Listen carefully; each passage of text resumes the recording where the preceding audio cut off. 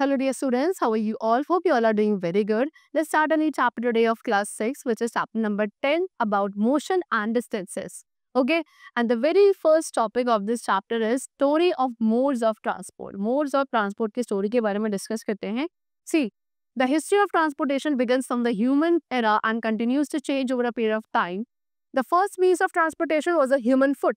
Okay, the people used to walk large distances to reach places, and the first improvement made to this kind of transportation was adapting to the different surfaces. For example, people living in areas with snow and ice wore spike-like attachments so that they did not slip on the ground. So, ये जो transportation की history है, कहाँ से start होती है? Human era से start होती है, और ये पीरियड ऑफ टाइम में क्या होती गई है? चेंज होती गई है. जो सबसे पहले मीन्स ऑफ ट्रांसपोर्टेशन होते थे वो होते थे ह्यूमन फुट, यानी कि लोग पैदल ही चला करते थे, राइट. फिर उसके बाद लोगों ने क्या करा, मतलब लोग उस टाइम पे काफी लॉन्ग डिस्टेंसेस वॉक करके जाते थे to reach any other place. And the first improvement, and सबसे पहला इम्प्रूवमेंट इस चीज में आया, दैट वाज व्हाट, कि इस टाइप ऑफ ट्रांसपोर्टेशन को डिफरेंट सरफेसेस पे क्या करा गया, अडेप्ट किया गया. फॉर एग्जाम्पल, लोग जो आपके ऐसे एरियाज में रहते थे जहाँ पे स्नोफॉल होता है या आइस होती है, वहां पे लोगों ने क्या करा, स्पाइक लाइक अटैचमेंट्स पहनना शुरू करा सो दैट ग्राउंड पे क्या ना हो, स्लिप ना हो. ओके, चलो. Then people knew that trees and logs float on water. अब लोगों को क्या पता था कि ट्रीज एंड जो लॉग्स होते हैं वुड के, वो वाटर पे फ्लोट करते हैं. So they dug out the middle portion of logs to form a kind of sitting. तो उन्होंने क्या करा कि लॉग्स का जो मिडिल पोर्शन था उसको निकाल दिया, ओके, एंड एक तरीके की सिटिंग बनाना शुरू कर दिया, जिसके थ्रू लोगों को हेल्प मिली कि अब वो वहाँ पे क्या, वाटर बॉडीज के अंदर as a means of transport को उन्होंने क्या करा, फाइंड आउट किया. फिर अराउंड 3500 BC में जो पहले व्हील्ड व्हीकल्स थे उनका यूज किया गया as a means of transporting small loads. ठीक है, छोटे छोटे लोड्स को ट्रांसपोर्ट करने के लिए एक मीन्स बनाया गया.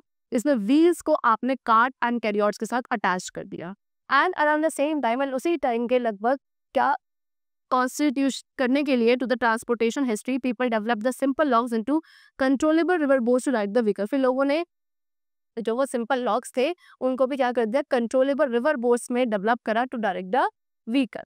फ्रॉम हेयर, अब यहाँ से लोग क्या करने लगे, एनिमल्स को भी टेम करने लगे, लाइक हॉर्सेस, है ना. हॉर्सेस को as a means of transportation use किया जाने लगा. डोमेस्टिकेटिंग एनिमल्स यानी कि एनिमल्स को डोमेस्टिकेट किया गया सो दैट उनको as a means of transport use किया जाएगा. क्या करने के लिए, पीपल एंड स्मॉल गुड्स को कैरी करने के लिए. एंड वहीं से क्या हो गया, एक ट्रेंड फॉलो होना स्टार्ट हो गया. Now change in transportation history with the discovery of wheel. अब व्हील के डिस्कवर होने के बाद ट्रांसपोर्टेशन हिस्ट्री जो है पूरी तरीके से चेंज हो गई. ठीक है, so because of the discovery of the wheel, other small devices like wheel barrows came into use. अब व्हील के डिस्कवरी के बाद कुछ छोटे छोटे डिवाइसेस लाइक व्हील बैरो जो है वो आपके यूज में आने लगी. ठीक है, जो एग्जिस्टिंग मीन्स ऑफ ट्रांसपोर्टेशन थे वो कॉन्टिन्यूसली इंप्रूव होते गए उसके बाद. For example, iron horse shoes जो है वो एक कॉमन प्रैक्टिस में आने लगे उनका यूज. ठीक है, डिफरेंट मोड्स ऑफ ट्रांसपोर्टेशन को क्लब किया गया. Was there a possibility, for example horse drawn vehicles, cart और कैरेजेस. ओके, चलो. Now next we come to what, carriages, steam boat, cycle, even hot air balloons जो है ये आपके functioning vehicles बन गए जिनको एक लार्ज स्केल पे तब यूज किया जाने लगा. उसके बाद फर्स्ट गैस इंजन व्हीकल को जीन लेनियन ने ईयर 1862 में क्या गया, बनाया गया. और इसके बाद ईयर 1867 में फर्स्ट मोटरसाइकिल को इन्वेंट किया गया. एंड फाइनली 1903 ईयर में राइट ब्रदर्स ने पहली मैन्ड एयरप्लेन को डिजाइन किया with the help of engine, right. And year 1926 में पहला लिक्विड प्रोपेल्ड रॉकेट को लॉन्च किया गया सक्सेसफुली. उसके बाद कुछ और भी व्हीकल्स थे like helicopter, jet, hovercrafts. They also came after this only. And depending upon the distance one has to travel, one decides the means of transport. अब कि भाई कितना डिस्टेंस एक पर्सन को ट्रैवल करना है, इस फैक्टर के ऊपर बेस्ड होकर क्या एक पर्सन डिसाइड करता है कि वो किस मीन्स ऑफ ट्रांसपोर्ट को यूज करने वाला है. So basically the types of transportation existence now are given below. अब कितने टाइप्स ऑफ ट्रांसपोर्टेशन है ट्रैवल करने के लिए आज के टाइम पे, they have been discussed this. That is land transport, railway, water transport, air transport और aviation, and then space travel. And the act of moving from one place to another is called motion. अब एक place से दूसरे place पे move करने के act को क्या मोशन कहा जाता है. Walking people, moving animal, movement of automobile, flying of kites, ये सभी आपके एग्जांपल्स हैं मोशन के. Next is the topic that is measurement. अब मेजरमेंट को डिस्कस करते हैं. So the action of measuring an unknown quantity by comparing with the known fixed constant is termed as measurement. So एक ऐसा action जहाँ पे एक अननोन क्वांटिटी को मेजर किया जाता है, कैसे? उसको एक नोन फिक्स कांस्टेंट वैल्यू के साथ कंपेयर करके, that is known as measurement. अब मेजरमेंट के अंदर स्टैंडर्ड यूनिट्स एंड नंबर्स होते हैं। स्टैंडर्ड यूनिट ऑफ मेजरमेंट के डेवलपमेंट से पहले लोग आर्बिट्रेटरी यूनिट्स ऑफ मेजरमेंट का यूज किया करते थे, ठीक है। फिर इसके बाद इंटरनेशनल सिस्टम ऑफ यूनिट जो है, ये commonly use system of measurement है आज के टाइम पे वर्ल्ड में, जो कि metric kilogram second that is MKS system के ऊपर बेस्ड है। बेसिक क्वांटिटीज जो मेजरमेंट के, that is length, weight and time. Length की जो यूनिट है वो मीटर है, वेट की किलोग्राम है एंड टाइम की सेकंड होती है, राइट? चलो, सो measurement is a determination of size और मैग्नीट्यूड ऑफ समथिंग। किसी भी चीज के साइज और मैग्नीट्यूड को डिटरमाइन करना is known as measurement. And किसी भी अननोन क्वांटिटी को जब कंपेयर किया जाता है किसी स्टैंडर्ड क्वांटिटी के साथ ऑफ इक्वल नेचर, उसे आप कहते हो मेजरमेंट यूनिट। मेजरमेंट को आप डिफाइन कर सकते हो as comparison of an unknown quantity with some known quantity of the same kind. तो एक ही तरीके की नोन क्वांटिटी के साथ जब किसी अननोन क्वांटिटी को कंपेयर किया जाता है, that is also considered to be a measurement only. Human beings not only realize a need but also devise methods for various measurement। तो उसके बाद लोगों को सिर्फ इसकी नीड ही रियलाइज नहीं हुई, बल्कि उन्होंने काफी सारे मेथड्स भी डिवाइस किए कि वेरियस मेजरमेंट को कैसे किया जाएगा। एंड यही मेजरमेंट की नीड थी जो कि क्या हुई, अब इसके बाद एक इंटीग्रल पार्ट बना ह्यूमन थिंकिंग का। कांस्टेंट इंप्रूवमेंट जो है वो चलता चला गया in the various methods of measurement. Okay, now in order to measure by particular quantity you should know, ठीक है। अब एक पर्टिकुलर क्वांटिटी को मेजर करने के लिए आपको क्या पता होना चाहिए? एक तो यूनिट ऑफ मेजरमेंट पता होना चाहिए, एंड उस पर्टिकुलर क्वांटिटी जो आप मेजर कर रहे हो उसके अंदर कितनी नंबर ऑफ यूनिट्स है, that also you should know. Now Asian units of measurement, Asian time में लोग hand span, cubit, arm length and foot step का यूज किया करते थे as different units of measurement of length and distance. Length and distance को measure करने के लिए इस तरीके की डिवाइसेस को यूज किया जाता था। ओके, चलो, सी now let's discuss them. What was that? So classmate handspan, classmate handspan क्या है? It is the length between the tip of the thumb and the little finger. Okay, आपका thumb के tip and little finger के बीच का क्या जो आपका distance है, लेंथ है, इसको क्या कहा जाता था? आपका क्लासमेट हैंड स्पैन। सी, अगर आप अपने हैंड को फुली स्ट्रेच करोगे, so this is the tip of the thumb and this is the little finger, तो दोनों की टिप के बीच की जो लेंथ है इसको क्या कहा जाता था? क्लासमेट हैंड स्पैन कहा जाता था। Next we have cubit. Cubit होता है tip of the middle finger and elbow, ठीक है। मिडिल फिंगर एंड एल्बो के बीच का जो क्या आपका लेंथ होता है उसको हम क्या कहते हैं? क्यूबिट। देन आर्म लेंथ आपका होता है shoulder and middle finger, middle finger and shoulder के बीच की लेंथ को आर्म लेंथ कहा जाता है। एंड फुट स्टेप होता है great toe and the heel of the foot, great toe यानी कि टो एंड फुट की जो हील है उसके बीच के डिस्टेंस को कहा जाता है फुट स्टेप, ठीक है।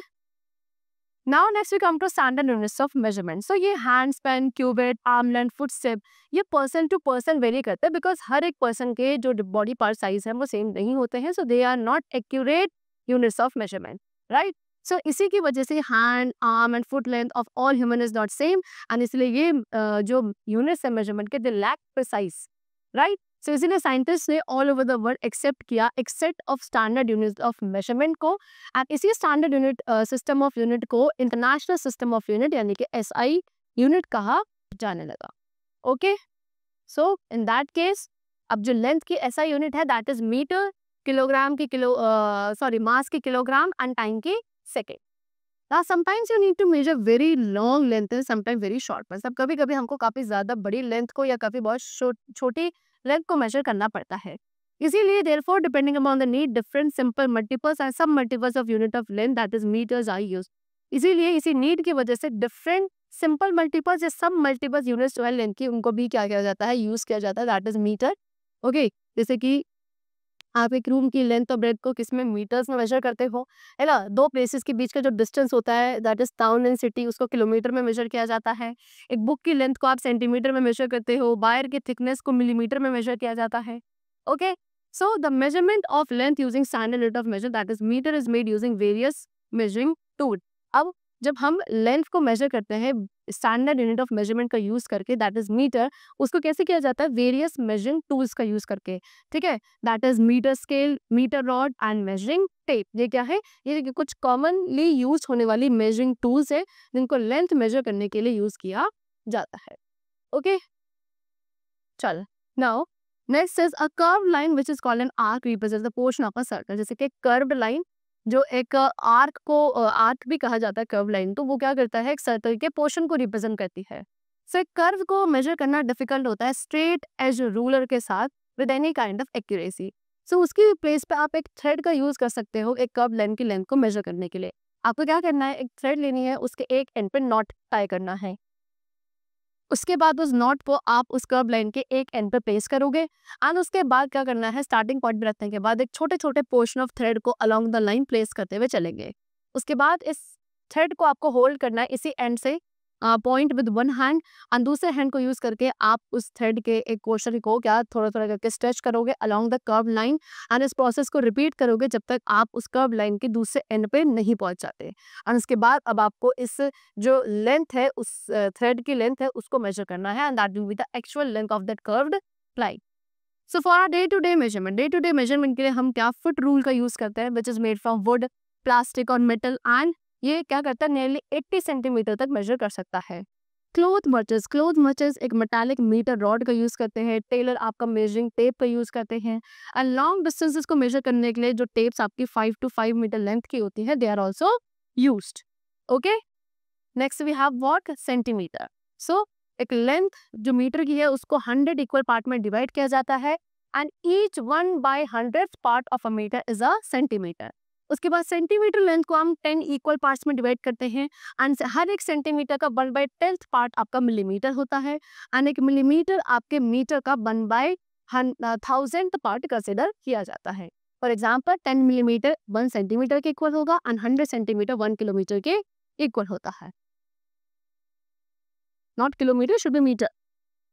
Okay, now next we come to what? The topic that is motion and rest. And the very first topic is motion.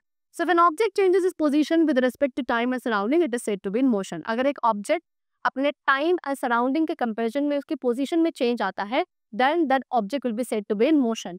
For example, आप एक रोड पे खड़े हुए एंड आप क्या कर रहे हो, एक मूविंग कार को ऑब्जर्व कर रहे हो। So आप क्या देखोगे, उस मूविंग कार की पोजीशन चेंज हो रही है, कॉन्टिन्यूसली चेंज हो रही है आपके एंड डिफरेंट टाइम इंटरवल के रिस्पेक्ट में। That means that car is in motion. Next we have rest, यानी कि जब आप कहते हो कि बॉडी एक रेस्ट पे है, दैट मीन्स व्हाट, कि उस बॉडी या ऑब्जेक्ट की जो पोजीशन है वो चेंज नहीं हो रही है with respect to time and its surrounding. For example standing tree, एक ट्री है जो एक जगह पे स्टैंड कर रहा है, वो अपने प्लेस पे फिक्स रहता है। ठीक है, अगर आप उसको डिफरेंट टाइम इंटरवल पे भी ऑब्जर्व करोगे वो अपने सेम प्लेस पे आपको मिलेगा। That means that tree is in the state of rest. Now rest and motion are relative terms. अब rest and motion आपके relative terms है, यानी कि जब हम कहते हैं कि एक बॉडी आपके रेस्ट पे है तो सबसे पहले हम कंसिडर करते हैं कि अर्थ जो है वो आपके रेस्ट पे है, बट एक्चुअली अर्थ जो है वो इटसेल्फ यानी कि खुद से कॉन्स्टेंटली रोटेट करता है अपने खुद के एक्सिस पे। That means what, everything on the earth is also in motion. Next is types of motion. So everything naturally wants to move and change. अब हर एक चीज जो है naturally move और change करना चाहती है। And mechanics के world में basic 5 types के motion होते हैं which are being classified as follow, and we are going to discuss them one by one.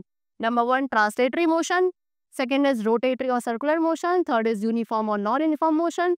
Fourth is periodic or non-periodic motion, and the last is oscillatory or vibratory motion. First of all, we have translatory motion. So एक ऐसा motion जहाँ पे जो body है वो as a whole move करती है and हर एक पॉइंट जो उस पे है वो सेम डिस्टेंस को मूव करता है, that is called translatory motion. जैसे कि motion of a car, falling an apple etcetera, ये सभी ट्रांसलेटरी मोशन थे।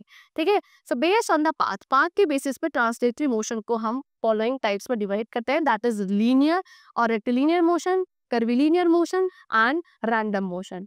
First of all we have linear और rectilinear motion. So simple enough, linear motion क्या है, कोई भी चीज जब एक स्ट्रेट लाइन में मूव करती है, ठीक है, उस जैसे कि हमारे linear actuators, so that is known as linear और रेक्टिलिनियर मोशन।